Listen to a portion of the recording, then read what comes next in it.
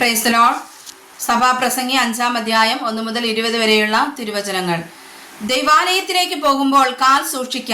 മൂഢന്മാർ യാഗം അർപ്പിക്കുന്നതിനേക്കാൾ അടുത്തു ചെന്ന് കേൾക്കുന്നത് നല്ലത്. പരിജ്ഞാനമില്ലായ്കയാലല്ലോ അവർ ദോഷം ചെയ്യുന്നത്. അതിവേഗത്തിൽ ഒന്നും പറയരുത്.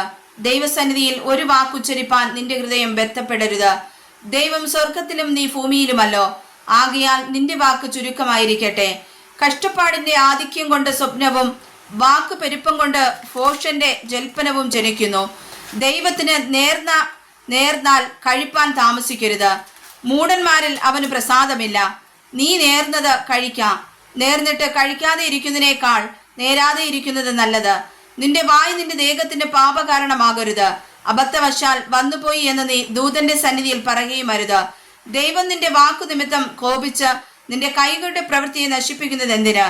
സ്വപ്നബഹുത്വത്തിലും വാക്കുപെരുപ്പത്തിലും വ്യർത്ഥതയുണ്ട്. നീയോ ദൈവത്തെ ഭയപ്പെടുക.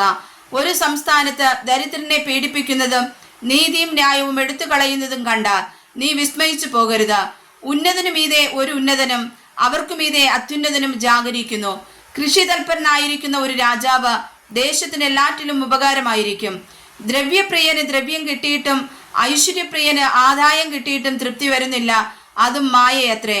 വസ്തുവക പെരുകുമ്പോൾ അതുകൊണ്ട് ഉപജീവിക്കുന്നവരും പെരുകുന്നു.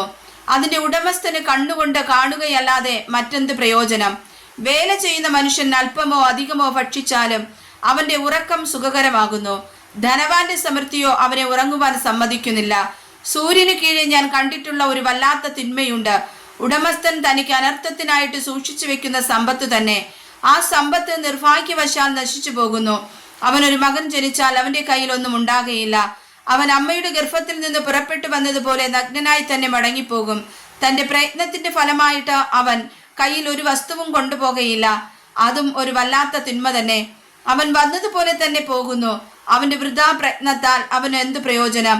അവന്റെ ജീവകാലമൊക്കെയും ഇരുട്ടിലും വ്യസനത്തിലും ദീനത്തിലും ക്രോധത്തിലും കഴിയുന്നു. ഞാൻ ശുഭവും ഭംഗിയുമായി കണ്ടത് ദൈവം ഒരുത്തന് കൊടുക്കുന്ന ആയുഷ്കാലമൊക്കെയും അവൻ തിന്നു കുടിച്ച് സൂര്യന് കീഴെ താൻ പ്രയത്നിക്കുന്ന തന്റെ സകല പ്രയത്നത്തിലും സുഖം അനുഭവിക്കുന്നത് തന്നെ.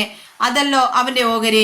ദൈവം ധനവും ഐശ്വര്യവും അതനുഭവിച്ച് തന്റെ ഓഹരി ലഭിച്ച് തന്റെ പ്രയത്നത്തിൽ സന്തോഷിപ്പാൻ അധികാരവും കൊടുത്തിരിക്കുന്ന ഏതു മനുഷ്യനും അത് ദൈവത്തിന്റെ ദാനം തന്നെ. ദൈവം അവന് ഹൃദയ സന്തോഷം അരുളുന്നത് കൊണ്ട് അവൻ തന്റെ ആയുഷ്കാലം ഏറെ ഓർക്കുകയില്ല. വായിച്ചതായ വചനങ്ങളാൽ കർത്താവ് സമർത്ഥമായി അനുഗ്രഹിക്കുമാറാകട്ടെ. ആമേൻ.